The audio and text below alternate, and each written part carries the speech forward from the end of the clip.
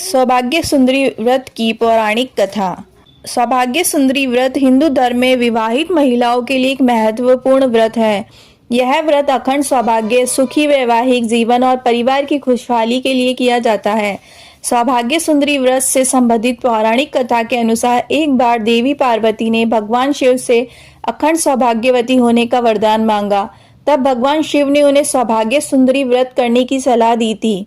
सौभाग्य सुंदरी व्रत का महत्व। यह व्रत भगवान शिव और माता पार्वती को समर्पित है, जिन्हें आदर्श दंपति माना जाता है।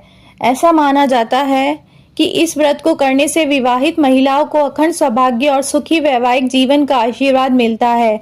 साथ ही यह व्रत परिवार में सुख, शांति और समृद्धि लाता है। कुछ महिलाएं इसे मांगलिक दोष को दूर करने के लिए भी करती है। इस व्रत को करने से अखंड सौभाग्य की प्राप्ति तथा सुखी वैवाहिक जीवन मिलता है। साथ ही परिवार में सुख, शांति और समृद्धि बनी रहती है।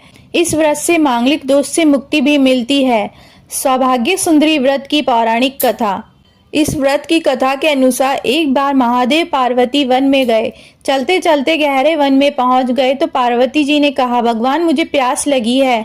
महादेव ने कहा, देवी देखो उस तरफ पक्षी उड़ रहे हैं, वहां जरूर पानी होगा।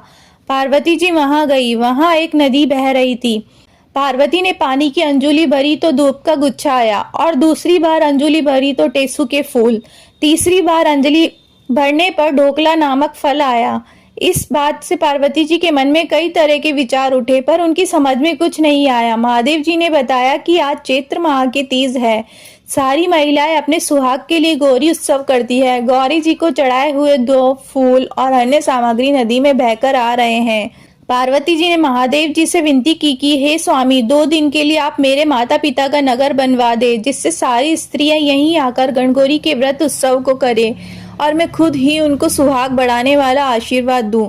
महादेव जी ने अपनी शक्ति से ऐसा ही किया। थोड़ी देर में स्त्रियों का झुंड आया तो पार्वती जी को चिंता हुई और महादेव जी के पास जाकर कहने लगी, प्रभु मैं तो पहले ही वरदान दे चुकी, अब आप दया करके इन स्त्रियों को अपनी तरफ से सौभाग्य का वरदान दे। पार्वती जी के कहने से महादेव जी ने उन्हें सौभाग्य का वरदान दिया। इसी तरह देवी पार्वती ने विधि पूर्वक ये व्रत रखा और भगवान शिव से अखंड सौभाग्यवती होने का वरदान प्राप्त किया। इस व्रत के प्रभाव से देवी पार्वती को अखंड सौभाग्य की प्राप्ति हुई। सौभाग्य सुंदरी व्रत की पूजा विधि। सौभाग्य सुंदरी व्रत के दिन विवाहित महिलाएं सुबह जल्दी उठकर स्नान करती है और स्वच्छ वस्त्र धारण करती है।